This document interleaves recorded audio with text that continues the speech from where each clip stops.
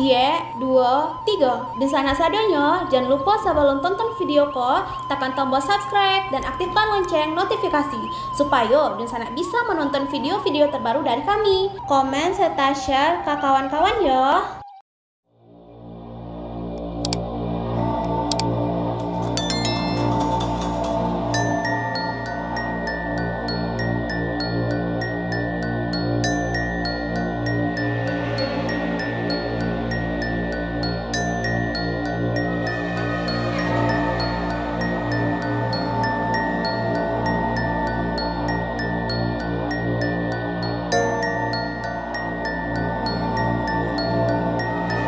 Halo Dunsanak, kabar rantau kali ini kita akan membahas tentang 4 ilmu hitam paling terkenal dari Sumatera Barat, ada yang dari tengkorak manusia. Yuk ditonton videonya sampai selesai dan sebelum itu jangan lupa untuk subscribe, like, komen, dan aktifkan notifikasi agar sobat tidak ketinggalan dengan video-video terbaru kami.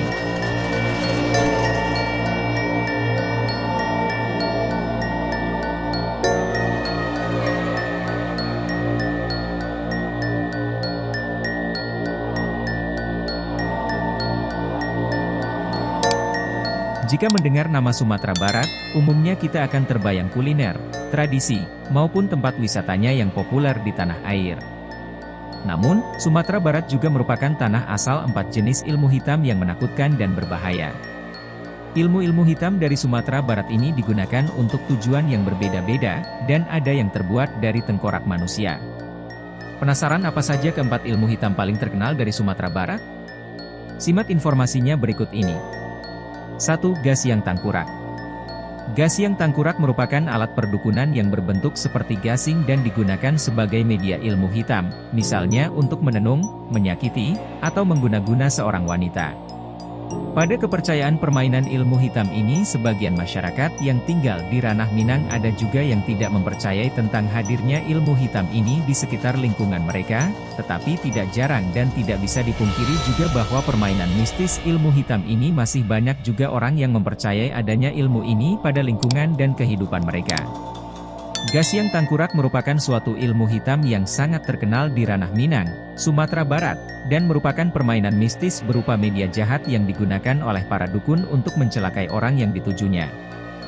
Gasyang ini terbuat dari tengkorak manusia yang sudah meninggal dan diambil pada bagian jidatnya untuk dibuat semacam mainan gasyang pada umumnya. Saat memainkannya, gasyang ini akan diberi tali untuk membuatnya berputar ketika akan digunakan. Pada saat gasyang tangkurak ini diputar, maka seorang dukun akan membacakan mantra khusus yang akan diberikan kepada gasyang tersebut. Gasyang batali jopen kapan, di patang kami mang jumahai, gasyang tangkurak nandian kirim kami, putui gasyang putui maripat.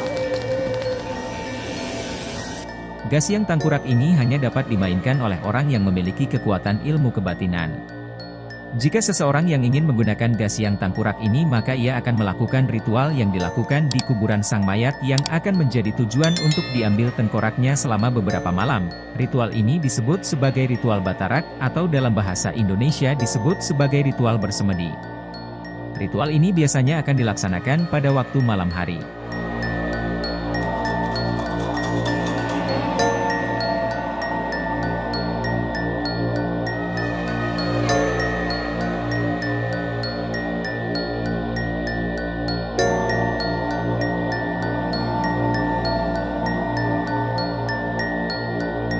Dua. Cirik Barandang.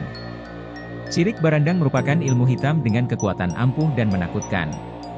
Berupa ramuan yang diberi mantra khusus, Cirik Barandang konon bisa membuat batin korbannya terikat oleh si pemberi ramuan. Tujuan Cirik Barandang ini adalah agar si korban tergila-gila atau justru sakit.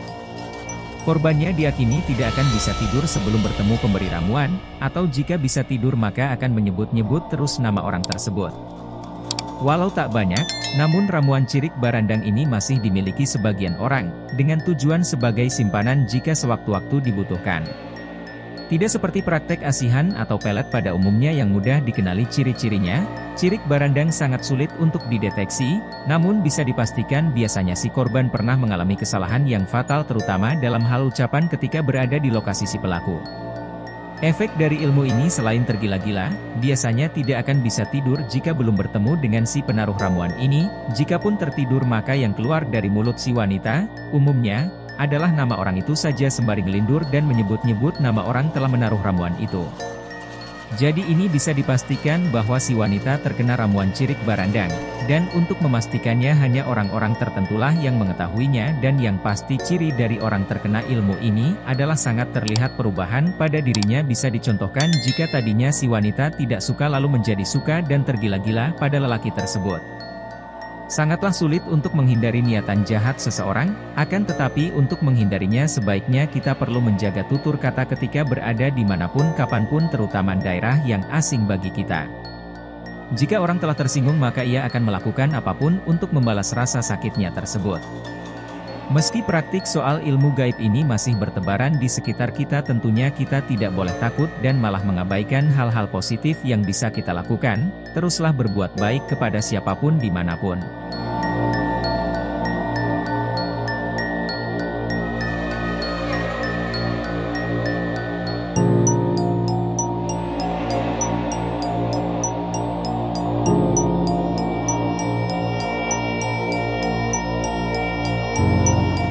Santuang Palalai. Santuang Palalai adalah ilmu hitam yang dikirim dengan tujuan agar seseorang sulit mendapatkan jodoh atau rezeki. Ilmu ini biasanya dikirimkan orang yang merasa sakit hati pada orang lain, khususnya dalam hal asmara.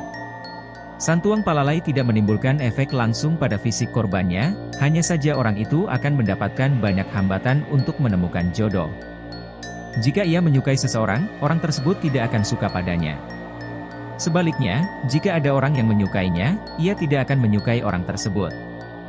Jika keduanya saling menyukai, akan ada masalah-masalah lain seperti soal restu keluarga. Cara menghindari santuang palalai. Untuk menghindari terkena santuang palalai, disarankan untuk selalu bersikap sopan dan bijaksana dalam menolak pernyataan cinta atau pinangan dari seseorang. Menghormati perasaan orang lain dapat mengurangi kemungkinan seseorang menggunakan ilmu hitam ini sebagai bentuk balas dendam. Santuang Palalai adalah bagian dari kepercayaan dan tradisi yang masih ada di beberapa daerah di Sumatera Barat. Meskipun demikian, penting untuk selalu mengedepankan sikap positif dan menghormati perasaan orang lain dalam setiap interaksi sosial.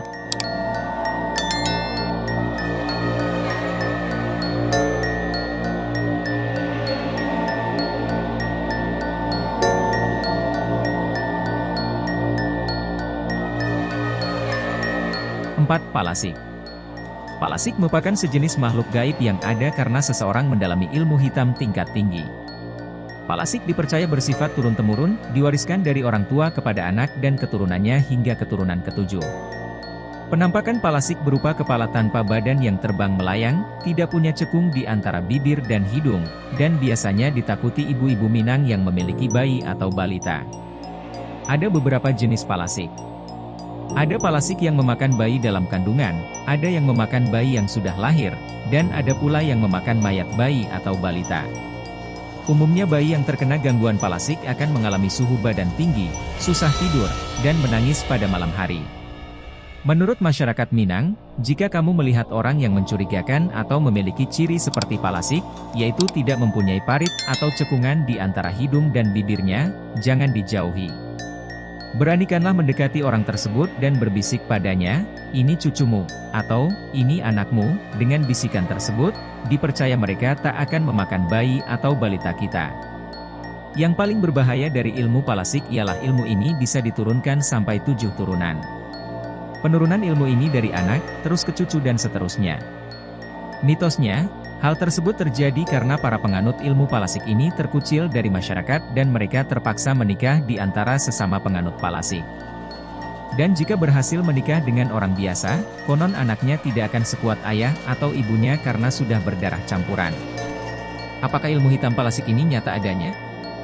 Sampai sekarang masih menjadi misteri bagi masyarakat Minangkabau.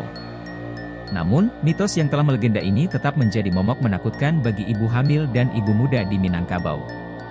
Itulah keempat ilmu hitam paling terkenal dan paling menakutkan dari Sumatera Barat.